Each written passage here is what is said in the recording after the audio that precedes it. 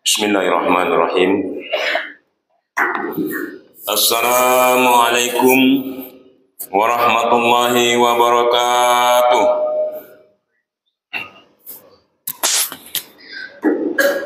Kapal berlayar ke Pulau Penyengat membawa minyak berkati-kati, menjawab salam kurang semangat. Saya ulangi sekali lagi. Assalamualaikum warahmatullahi wabarakatuh. Alhamdulillahirabbil alamin. Wassalatu wassalamu ala asrofil anbiya'i wal mursalin Sayyidina wa maulana Muhammad wa ala alihi wa sahbihi ajma'in. Kembali kita mempersembahkan puji dan syukur kehadirat Allah Subhanahu wa taala, yang mana pada subuh hari ini kita masih diberikan kenikmatan, nikmat umur, nikmat kesehatan serta kesempatan untuk kembali dapat hadir di Masjid Jami Raudatul Muslimin dalam rangka melaksanakan sholat subuh berjamaah. Salawat berikan salam marilah kita peruntukkan kepada baginda Nabi Muhammad SAW dengan melafazkan Allahumma sholli ala sayyidina Muhammad wa ala ali sayyidina Muhammad. Assalamualaikum ya Rasulullah. Bapak-bapak, ibu-ibu, saudara jamaah salat subuh yang dirahmati Allah, kembali pada subuh hari ini, marilah kita sama-sama mengikuti tausiah Ramadan yang akan disampaikan oleh Bapak Ustadz Haji Muhammad Effendi LC. Kepada beliau dipersilakan dengan segala hormat.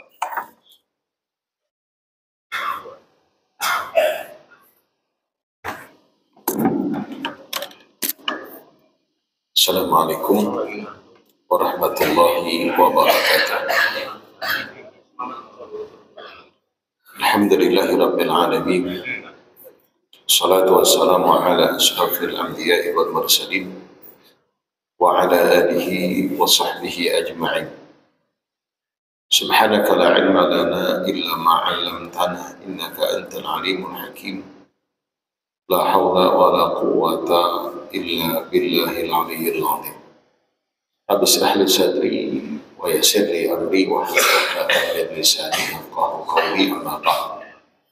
Bapak dan Ibu kaum muslimin dan muslimat, shaimin dan shaimat jamaah salat subuh yang dimuliakan Allah, kita coba lanjut kajian kita berkaitan dengan ayat surah Al-Qadar, di mana sudah kita sampaikan bahwa satu di antara keutamaan malam Qadar itu karena padanya atau di dalamnya Allah turunkan Al-Quran atau wahidah sekaligus, tidak dengan bertahap, namun Allah turunkan di malam itu sekaligus, yang kemudian barulah Allah turunkan kepada Rasulullah Sallallahu Alaihi Wasallam secara tadrij. Tadrij itu bertahap sesuai dengan peristiwa dan kejadian, dan itu selama 23 tahun. Baik ketika beliau berada di kota Makkah selama 13 tahun, atau pada waktu dan di saat ketika beliau berada di Madinah selama 10 tahun. Maka peristiwa-peristiwa yang terjadi baik dalam bentuk pertanyaan yang diajukan kepada beliau, beliau tidak memberikan jawaban kecuali Allah yang menjawabnya. Yas'alunaka 'anil khamri wal maisir qul fihima ithmun kabir wa manafi'u lin-nas wa ithmuhuma akbar min naf'ihima. Ketika mereka bertanya tentang khamr, lalu Allah berikan jawabannya. Ketika mereka bertanya tentang ruh, juga demikian. Ketika mereka bertanya tentang ahillah, tentang putaran waktu, lagi-lagi semua Allah memberikan jawaban melalui lisan daripada Rasulullah Sallallahu Alaihi Wasallam. Baik, intinya segala sesuatu yang berkaitan dan berhubungan dengan Al-Quran, ada interaksi dengan Al-Quran, maka Pak insya Allah ia akan menjadi mulia dan dimuliakan oleh Allah. Ini poin yang pertama yang kita telah sampaikan. Bapak dan Ibu kaum muslimin dan muslimat rahimakumullah, sebelum masuk pada poin yang kedua, Allah Subhanahu wa taala menyebutkan di dalam ayat itu dengan kalimat lailah, tidak dengan kalimat al-lail. Al-lailu wan nahar, malam dan siang. Namun Allah menyebutkan fi lailatul qadar, bukan fi lailil qadar. Padahal al-lail itu adalah malam. Tapi kenapa pada ayat ini Allah tambahkan dengan kalimat lailah atau ada huruf ta di belakangnya? Itu isyarat, kata ulama, bahwa al-lailu wan nahar, putaran waktu malam dan siang, itu senantiasa kita akan temui, senantiasa kita akan jumpai. Tapi kalau suatu waktu atau masa yang itu tidak senantiasa ada, artinya hanya satu kali atau dengan waktu yang berbatas, bukan setiap waktu bisa kita jumpai, maka sesuatu itu ditambah dengan tak di belakangnya, maka menjadi lailah. Dan itu ada pada surah Al-Qadar. Allah menyebutkan fi lailatul qadar, artinya malam Al-Qadar itu tidaklah setiap waktu dan setiap malam kita akan jumpai, hanya dengan waktu yang berbatas, dan itu ada pada bulan Ramadan dan waktunya Allah rahasiakan. Jadi sudah kita sampaikan bahwa tidak menutup kemungkinan di awal malam kita bisa jumpai, di pertengahan malam kita bisa temui, di akhir malam pun kita bisa dapatkan. Maka kata ulama, malam 21 itu bukan mengawali untuk beribadah, tapi untuk melanjutkan dengan meningkatkan kuantitas dan kualitas ibadah. Sebab seperti apa yang kita sampaikan, bukankah Al-Quran Allah turunkan di bulan Ramadan, dan bulan Ramadan yang dimana Al-Quran itu Allah turunkan pada malam Al-Qadar. Dan bukankah pendapat ulama menyebutkan bahwa malam turunnya Al-Quran di bulan Ramadan ada pada malam 17 Ramadan. Logikanya tentu Lailatul Qadar itu ya pada tanggal 17. Tapi kenapa Rasulullah Shallallahu Alaihi Wasallam juga memerintahkan kepada kita untuk lebih mencontohkan kepada kita untuk lebih bersemangat dalam melakukan ibadah di 10 terakhir bulan suci Ramadan? Karena beberapa hal yang sudah kita sampaikan, tidak sedikit orang yang gugur di medan perang, dalam arti kata melawan hawa nafsu di saat akhir-akhir Ramadan.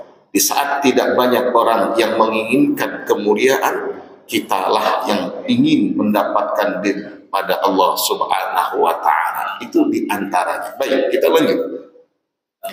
Oleh ulama menyebutkan keutamaan yang kedua malam Qadar itu sebagaimana yang disebutkan di dalam Al-Quran, wa ma adraka ma lailatul qadr, lailatul qadri khairum min alfi syahr. Kata ulama, at-ta'abbud fiha khairum min ibadati al-isah. 1000 bulan itu kalau dihitung, dan ulama menyebutkan kurang lebih sekitar 83 tahun 4 bulan.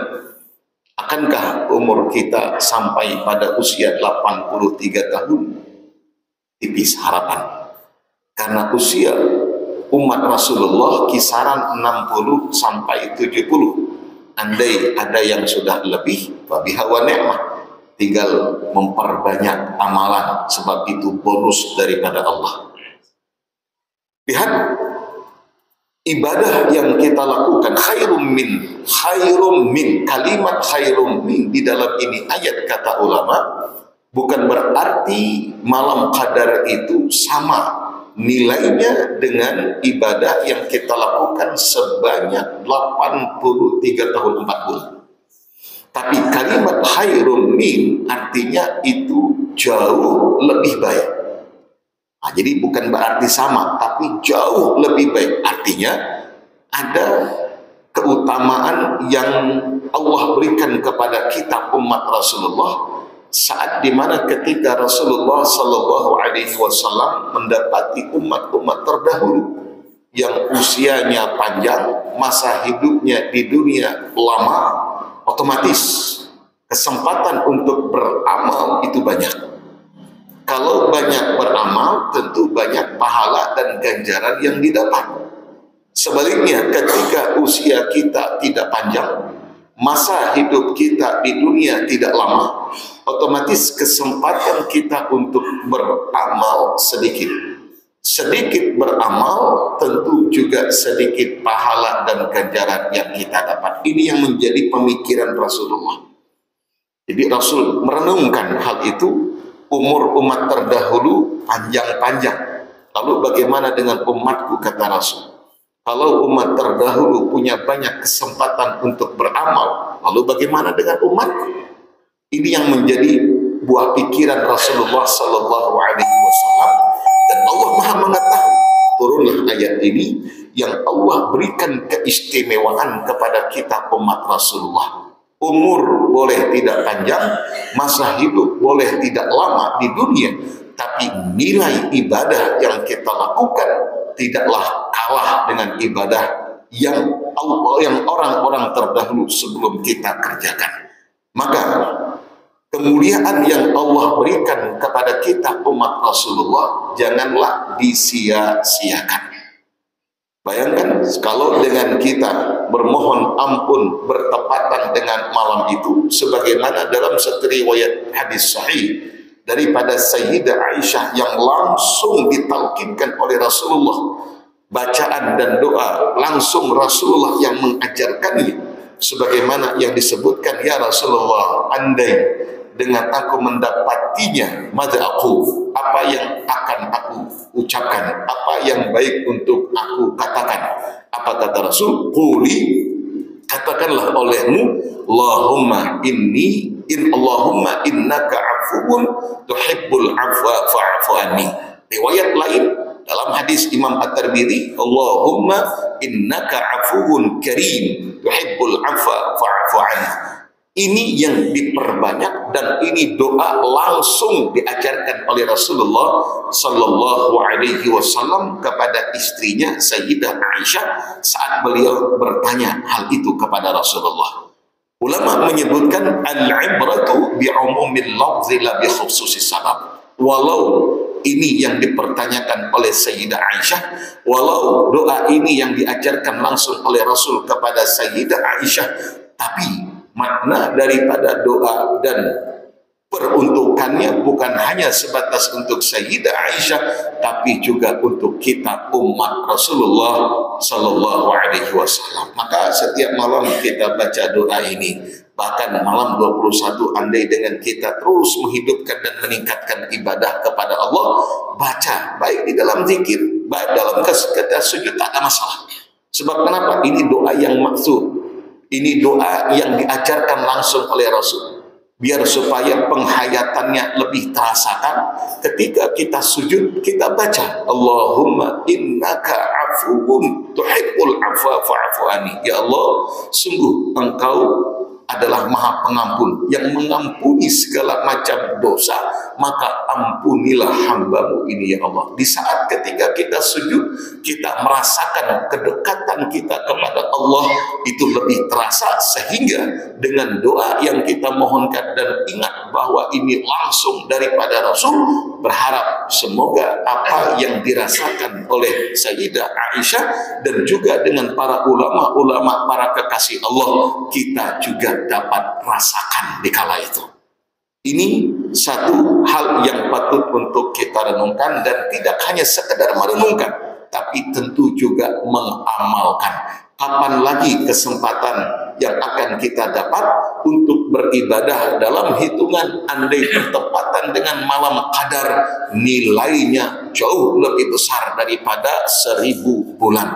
Andai dengan kita bermohon ampun kepada Allah, secara otomatis yang tersirat dalam makna kalimat ini, semua dosa kita mulai akil balik sampai kita saat itu Allah ampunkan. Bahkan seumur hidup dosa kita terampunkan, karena belum tentu umur kita sampai di usia 83 tahun. InsyaAllah kita lanjut di lain waktu dan di lain kesempatan.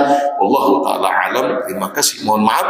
Assalamualaikum warahmatullahi wabarakatuh.